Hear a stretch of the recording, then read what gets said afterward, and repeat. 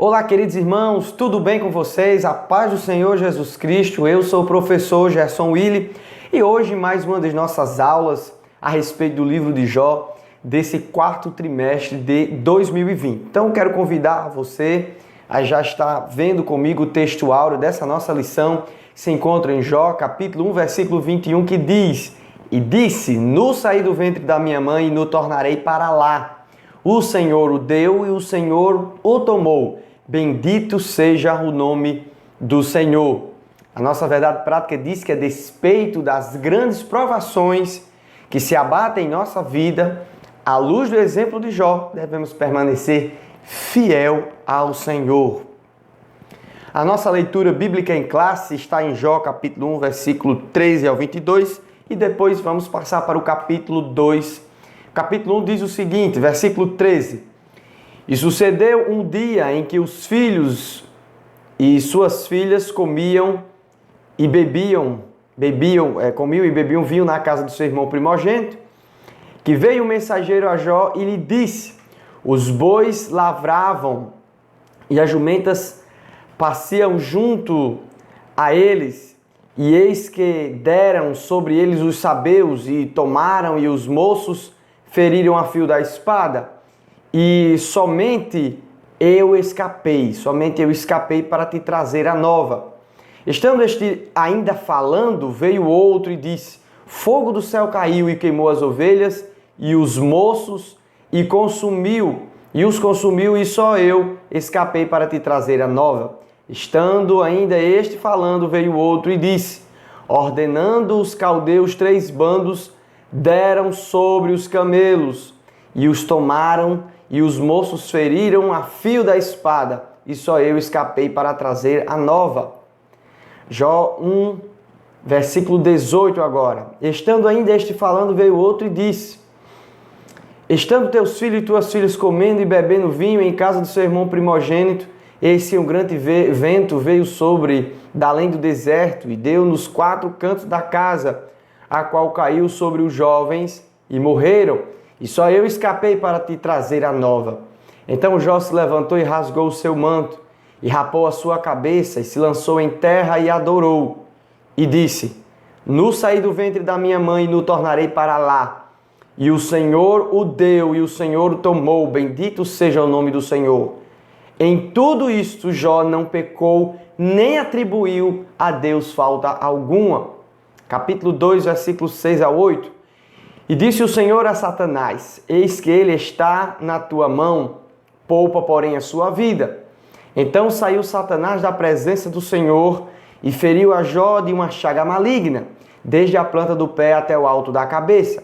E Jó, tomando um pedaço de telha para raspar com ele as feridas, assentou-se no meio da cinza. Que situação difícil essa de Jó, né? Vamos estudar hoje. Nós temos 3 objetivos. O primeiro deles é revelar de que forma as estratégias, de que forma as tragédias que se abateram sobre Jó atingiram seus bens, explicar de que forma Jó teve sua família destroçada pelos ventos e demonstrar de que forma Jó teve a sua saúde física e mental abalada, né? Ele teve uma provação total na sua vida. Então, queridos, na nossa introdução aqui, nós vamos falar que Jó teve em várias esferas foi provado, né? Na esfera familiar, na esfera espiritual, na esfera financeira, na esfera da saúde física e também na saúde mental. O drama de Jó é algo assim que parece ser surreal, algo que alguém de comum, né, pensamento não tem condições de suportar. Porém, como a gente estudou nas nossas lições, Deus sabe o limite de cada um e sabia da integridade de Jó, e o Senhor também o fortaleceu. Então, nesta aula, veremos como Jó reagiu aos diversos ataques que ocorreram em várias esferas da sua vida. Jó não era perfeito, mas foi provado até onde podia suportar. Perdeu tudo que possuía e ainda foi acusado pelos amigos de pecador, egoísta e arrogante. Depois de estar passando por tudo isso, ele ainda é acusado pelos seus amigos, né? E a gente tem que lembrar que Jó não sabia do diálogo entre Deus e o diabo. Se ele soubesse, né, do que tinha acontecido, então talvez ele tivesse um pouco mais de tranquilidade a despeito das provações que estavam chegando no seu coração, na sua saúde física, mental, enfim, ele teria um pouco mais de tranquilidade, mas aprove a Deus que ele não soubesse do diálogo de Deus e o diabo, que aquilo era uma aprovação permitida por Deus. Mesmo assim, ele glorificou a Deus e no seu sofrimento não imputava qualquer falta alguma para Deus. É como diz um louvor antigo, né? Se você perdeu tudo nessa vida, menos a fé, você não perdeu nada. Retenhamos, pois, a nossa fé e a nossa esperança em Deus nos momentos difíceis de nossas vidas.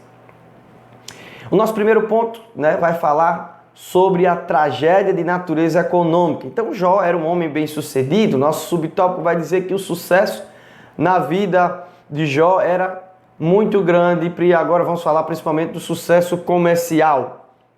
Jó se destacava no Oriente como homem de negócios. Seus numerosos animais faziam sua fama nesse assunto ser aumentada. Tudo ia muito bem, estava tudo tranquilo. Jó sacrificava a Deus por causa da preocupação, né, em relação aos seus filhos e a ele mesmo, e o seu comércio ia bem, né? E a gente vai ver aqui na descrição que Jó tinha vários animais. Ele tinha 7.000 ovelhas, 3.000 camelos, 500 juntas de boi, 500 jumentas e inúmeros trabalhadores ao seu serviço. Jó era abençoado e também abençoador. Então, Jó tinha a bênção de Deus sobre a sua vida, abençoava também o seu próximo, que gerava ali, né, renda para o pessoal, dava trabalho às pessoas. A gente vai ver em vários versículos onde Jó fala, né, de alguns feitos dele, dizendo que estendia a mão para o necessitado, né, cobria aquele que estava com frio. Jó era um exemplo, ele era abençoado, todo mundo observava, né? Então, vejamos aqui, 3.000 camelos, um meio de transporte muito útil naquela época, né? Que Jó possuía assim em abundância, para ele, para os seus trabalhadores, para a sua família. A gente não pode esquecer também que cada um dos seus filhos tinha uma casa própria e eles faziam os banquetes, né? Então, era um povo alegre, bem-sucedido na maneira comercial. Nós devemos entender a respeito do equilíbrio cristão. A palavra de Deus nos aconselha a contentarmos com as coisas humildes, em Romanos 12:16. No entanto, não significa que os crentes em Jesus são obrigados a fazer votos de pobreza. A riqueza em si não é o problema, e sim a dependência e a confiança nos bens materiais, esquecendo que Deus é provedor de todas as coisas. Todo o trabalho honesto dignifica o homem. Qual é o equilíbrio, irmãos, nesse ponto? Não é pecado você ser uma pessoa bem-sucedida, né? Não é pecado e não significa que porque você está passando uma provação na saúde, digamos assim, na saúde financeira, que você também está em pecado. Alguns irmãos detestam ter condições, detestam as pessoas que talvez sejam abençoadas financeiramente por pensar que aquilo ali é algum motivo de pecado. É um motivo de pecado se a pessoa realmente confiar naquilo ali, não der a glória devida a Deus. Jó não era imputado pecado a Jó em relação àquilo que ele tinha, né? Ele adorava a Deus por o que Deus era e por aquilo que Deus fazia. Então esse termo, esse equilíbrio o cristão tem que ter. Se você trabalha honestamente, se Deus está lhe abençoando no seu trabalho, devemos glorificar a Deus, porque o Senhor nos achou digno disso, né? Nos favoreceu. Então nós devemos receber essas coisas também para abençoar as outras pessoas. Nós não devemos ser hipócritas e dizermos que nós não precisamos, né, de condições para viver nesse mundo. O apóstolo Paulo trabalhava para não ser pesado aos irmãos construindo tenda. E também, irmãos, nós não devemos pensar que Deus nos chamou para viver uma vida miserável, né? E aí a gente vai desvincular, que eu sempre tenho falado aqui da teologia da prosperidade. Deus não nos chamou para vivermos uma vida de luxo nesse mundo, porém Deus nos quer abençoar, Ele tem prazer de nos abençoar. No entanto, às vezes as bênçãos chegam em nossas vidas e nós acabamos não sabendo administrar e não sabemos dar a glória devida a Deus. E por isso que o Senhor, nós temos que fazer, como diz o salmista, né? Senhor, nos dá o necessário. Devemos nos contentar com as coisas humildes, não sermos soberbos e não ficarmos engajados o tempo todo em buscar luxo, em buscar fama, em viver uma vida totalmente direcionada para essas coisas. A melhor coisa que o crente tem que fazer é se contentar em Deus. Se Deus está lhe abençoando, glória a Deus. Se está passando por um momento de provação, clame ao Senhor e diga que o melhor Deus já fez, que foi salvar a sua vida, sabendo que Ele é provedor das nossas causas, né? Das nossas necessidades. Então o ponto 2 aqui vai falar do sucesso da esfera do campo. A gente já viu ali, né, sobre as juntas de boi. Observamos aqui que Jó tinha grande êxito no seu trabalho no campo. Era necessário uma grande quantidade de animais para arar a terra. No caso das juntas de bois, né? Cada junta de boi equivale a 2 bois. Jó necessitava de 1000 animais só para o trabalho no cultivo da terra. Naquele período, vários povos ainda eram nômades, se estabeleciam em determinadas regiões onde a terra produzisse melhor. Não era assim no caso de Jó. Ele era tranquilo, fixo no local e tinha vários trabalhadores ao seu dispor. Olha, as juntas de boi, né, que eram para Jó, cada uma dessas juntas tinha que ter no mínimo um trabalhador para conduzir. Imagine aí o tamanho da terra que Jó tinha para fazer aí o seu plantio, para vender os seus animais, para guardar os seus animais. Quantos animais, que tamanho era esse estábulo, né? Então Jó naquela época era um homem mega sucedido, né? E hoje é muito difícil a gente ver pessoas que não estou dizendo que é impossível, né? Que tem realmente algo parecido, né? Uma condição financeira muito boa e dar glória a Deus, né? E como Jesus disse, é mais fácil um camelo passar no fundo de uma agulha do que um rico entrar no reino dos céus. Os discípulos disseram, Senhor, então é impossível, né, o rico se salvar. Jesus disse, para o homem é impossível, mas para Deus todas as coisas são possíveis. O vento sopra onde quer, Jesus diz lá em João capítulo 3, né? E ninguém sabe de onde vem nem para onde vai, simplesmente escutamos o som do vento, da sua voz. Mesmo assim, aquele que é nascido de novo, Deus pode soprar e salvar, né, alguém que tenha condições financeiras grandes e essa pessoa ser um canal de bênção, tanto para os domésticos na fé da igreja, quanto para as pessoas de fora. Então passamos aqui, queridos irmãos, nosso subtópico 3. Começamos agora a situação dos ataques, né? Tragédia de natureza econômica. Então a gente vai ver que o diabo ataca de forma repentina, de modo que Jó não tem tempo nem de reagir, nem de fazer qualquer coisa com a notícia. Cada notícia chega uma após a outra.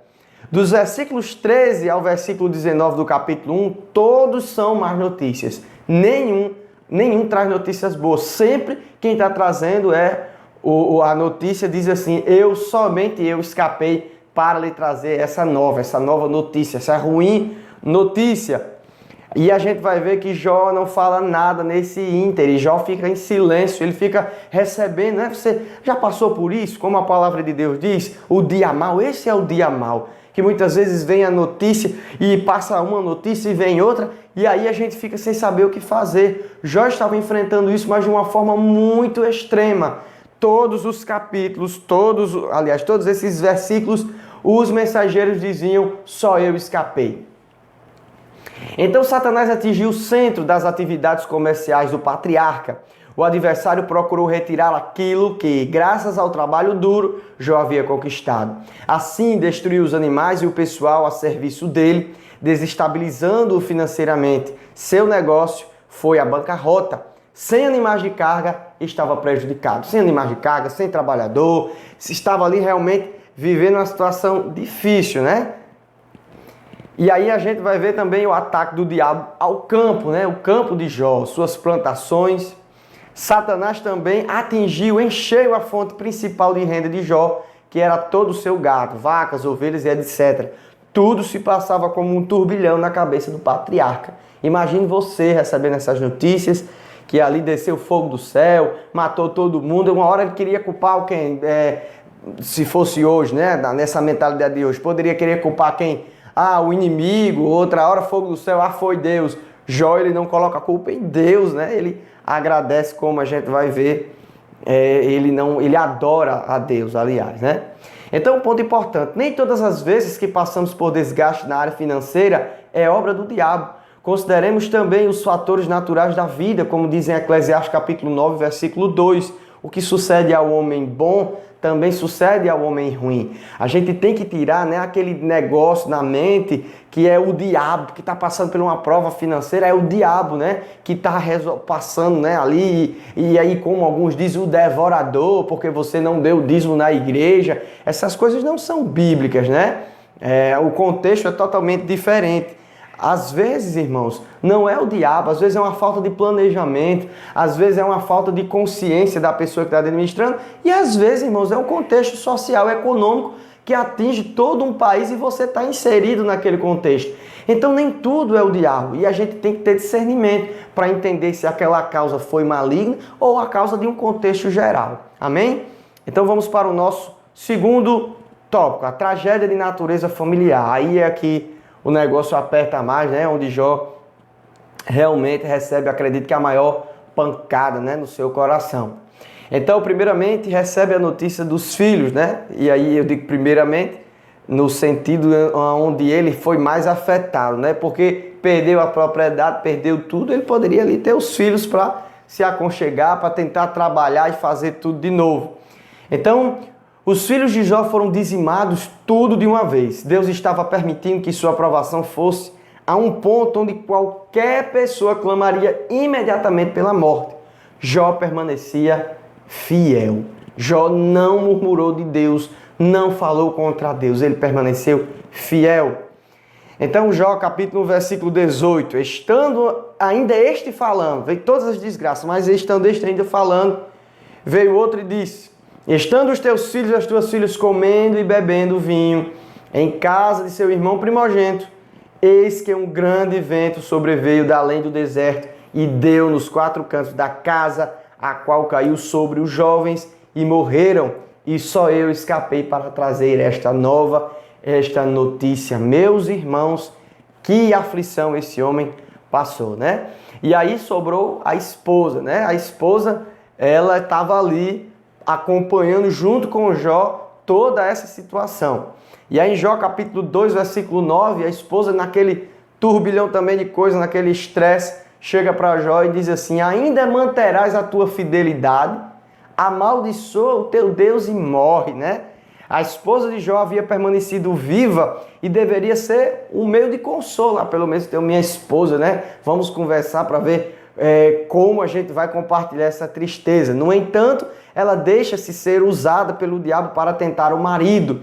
A frase utilizada por ela revela parte do diálogo entre Deus e Satanás. Quando ela diz amaldiçoa esse Deus e morre, a gente vai lembrar que o diabo disse a Deus, né? Com certeza, quando ele perder a família, quando ele perder os seus bens, ele vai blasfemar de ti, Deus, na tua face. E a mulher de Jó, alguns estudiosos, né, dizem, não, foi um momento de estresse, ela estava mandando adorar a Deus e dar o último suspiro. Não é isso que a gente vai ver, porque a resposta de Jó, ela é diversificada, aliás, ela é contundente no sentido daquilo que a mulher dele propõe. Ele diz o seguinte: porém ele disse, como fala qualquer doida, falas tu, receberemos o bem de Deus e não receberíamos o mal? Em tudo isto não pecou Jó com os seus lábios. Em tudo isso Jó não deixou ser levado. Que provação tremenda, né? Nós devemos tirar isso, irmãos, para as nossas vidas. Glorificar a Deus mesmo quando está faltando as coisas, mesmo quando aquilo que você planejou não dê certo, mesmo talvez uma perda familiar que você tenha tido, que você está assistindo agora e seja assim algo muito difícil. Então você está no hospital com alguém, ou você mesmo está no hospital aí sofrendo, dê graças a Deus por tudo, pela sua vida ainda, porque o Senhor, Ele pode restaurar. E se Ele não restaurar, Ele é Deus sobre todas as coisas. Entregue a sua vida para Deus, porque Ele é Senhor. Então Jó não pecou contra Deus, adorou a Deus. Se prostrou e adorou a Deus. Então chegamos ao nosso ponto 3, a tragédia da natureza física e psicológica. Jó perdeu já todos os seus bens, perdeu agora a sua família, a sua esposa que deveria estar do lado dele apoiando, né? E aí eu lembro aqui que às vezes cônjuges que estão com seus maridos passando por situações diferentes, em vez de serem uma pessoa para alavancar, né? Para ajudar essa pessoa a ir adiante, acaba sendo uma pedra de tropeço, sendo uma pessoa que deixa a pessoa ainda mais na ruína, mais na tristeza ainda, devendo ser uma pessoa que vai estar ali para levantar. Infelizmente, irmãos, muitos, né, casais sofrem com isso. Às vezes o marido chega dizendo que perdeu o emprego e a esposa chama ele de irresponsável, não sabe nem o que foi. Diz, agora, o que é que você vai fazer? Tá aí, é isso que você queria, né? Eu estou dando um exemplo aqui geral nesse contexto, mas aí, irmãos, uma esposa sábia ou um marido sábio, né, vice-versa, vai ajudar o seu cônjuge a ir à frente, né, a conseguir, ó, Deus está conosco, está ali como se fosse uma ajuda, como diz na palavra de Deus.